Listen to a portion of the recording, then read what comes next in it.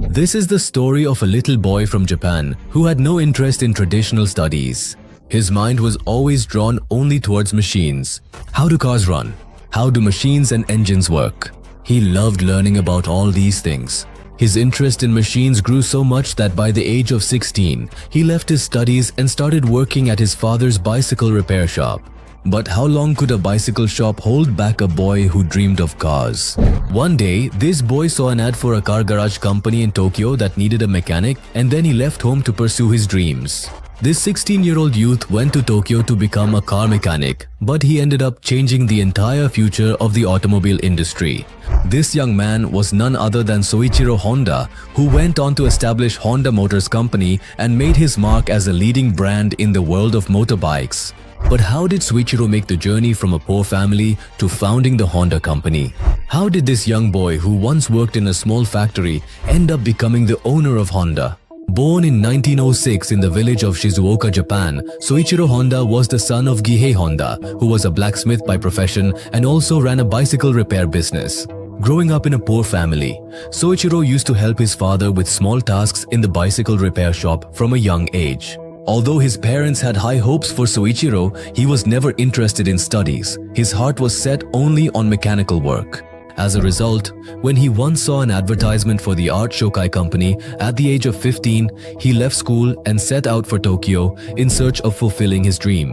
On the other hand, Tokyo's fast-paced life greatly impressed Soichiro, but things did not turn out as he had imagined.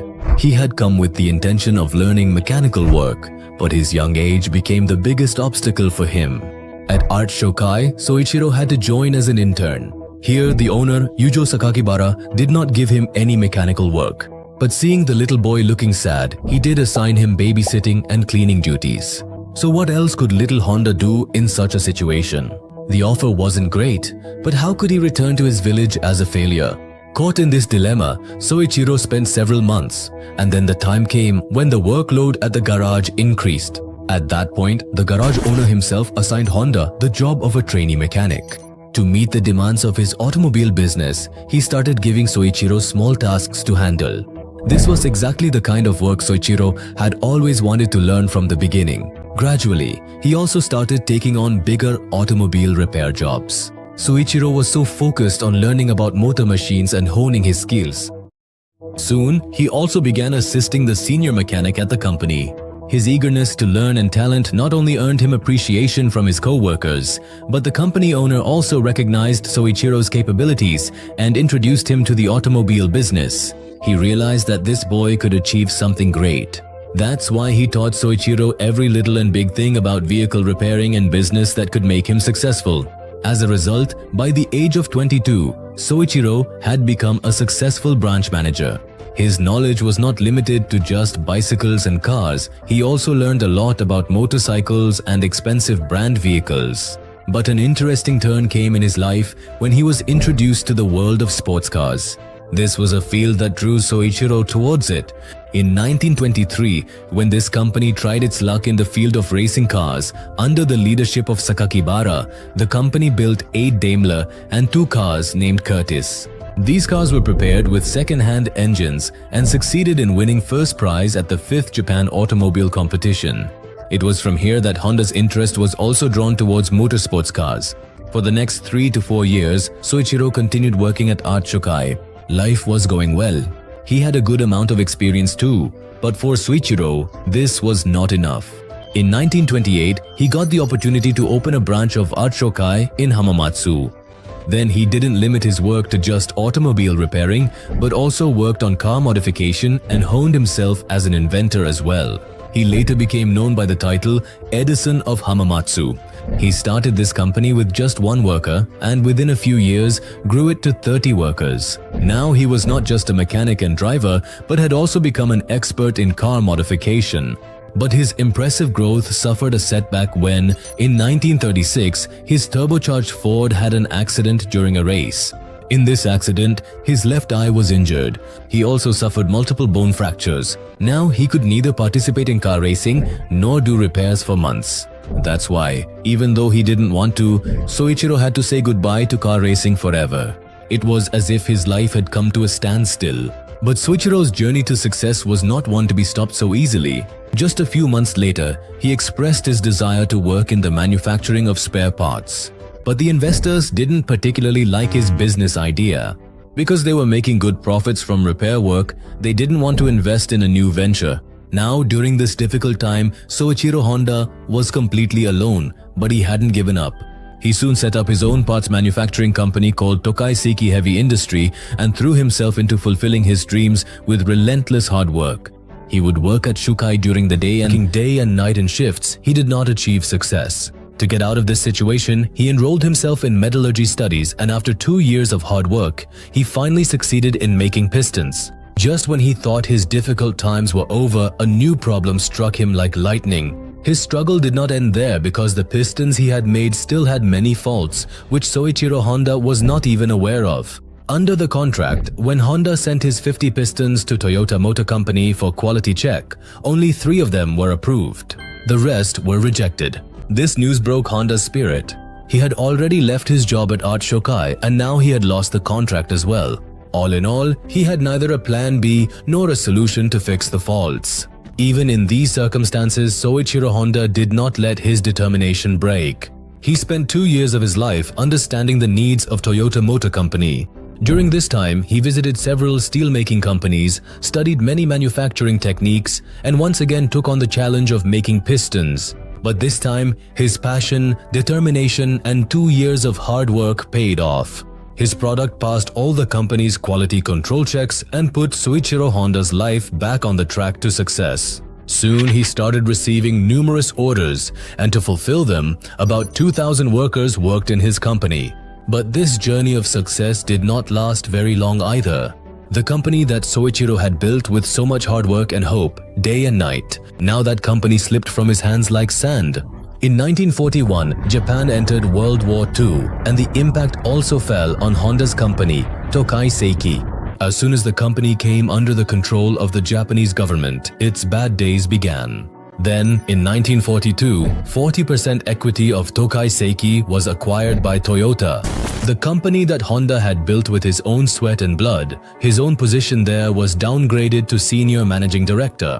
Things got even worse when the company's workers were sent for military service, and Honda himself started contributing to the war effort by making military aircraft propellers. But all these efforts came to nothing. In 1944, during an air raid in Japan, not only were people's homes destroyed, but Honda's dreams were also reduced to ashes. A bomb burned his Tokai Seiki Yamashita plant to the ground, and in 1945, the Mikawa earthquake finished off whatever little was left. The situation in the country went from bad to worse, and Honda's hopes were also dashed. But these circumstances were not just Honda's, they were the reality for all of Japan. A country that had endured 2 devastating atomic bombs was surrounded by nothing but destruction. There were clouds of sorrow and despair. This country had not only lost the war, but in the guise of war had lost everything it had. The country's collapsing economy was on the verge of destruction, and Honda was in a similar state, with nothing left at all. He sold the remaining assets of his company to Toyota for 450,000 yen, and with that money established the Honda Technical Research Institute in 1946. During this period, the deteriorating conditions in Japan, people struggling for food and water, severe poverty, and inflation also affected Soichiro Honda. But he did not stop himself from making a fresh start.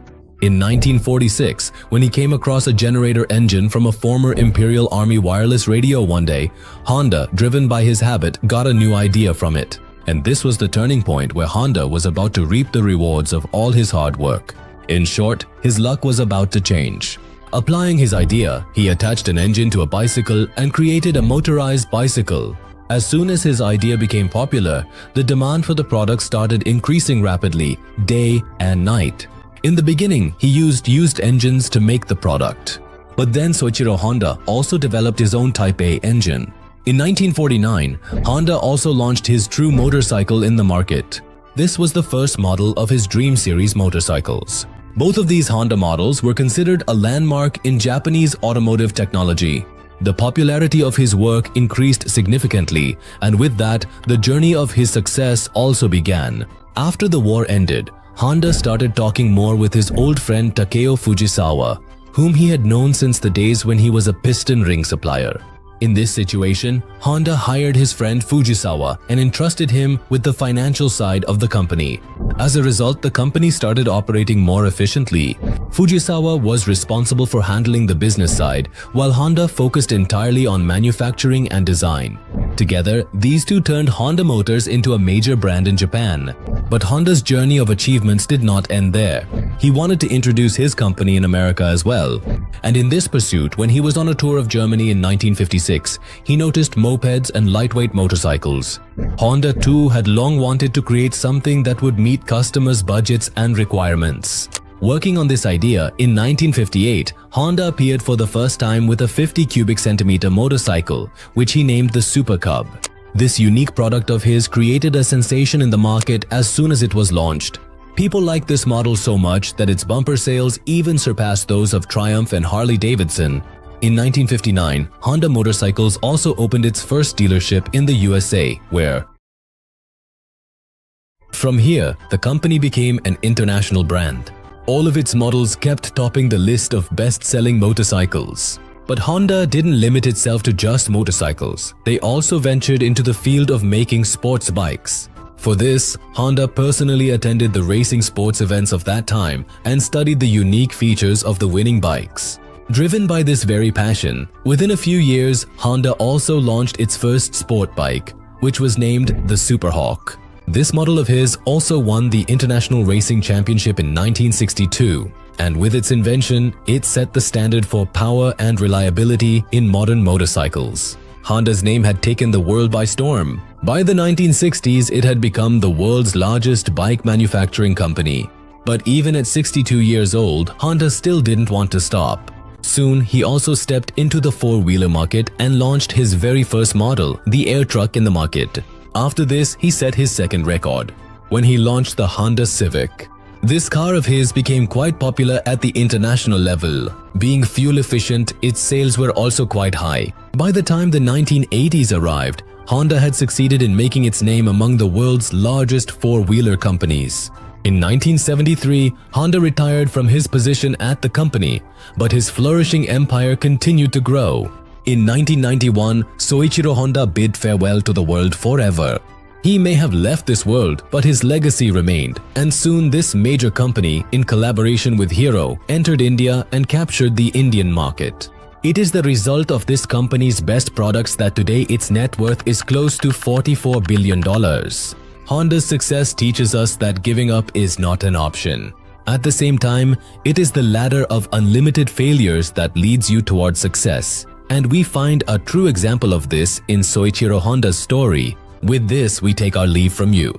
We hope you really like this video. Don't forget to share this video with your friends. And also, make sure to subscribe to this channel.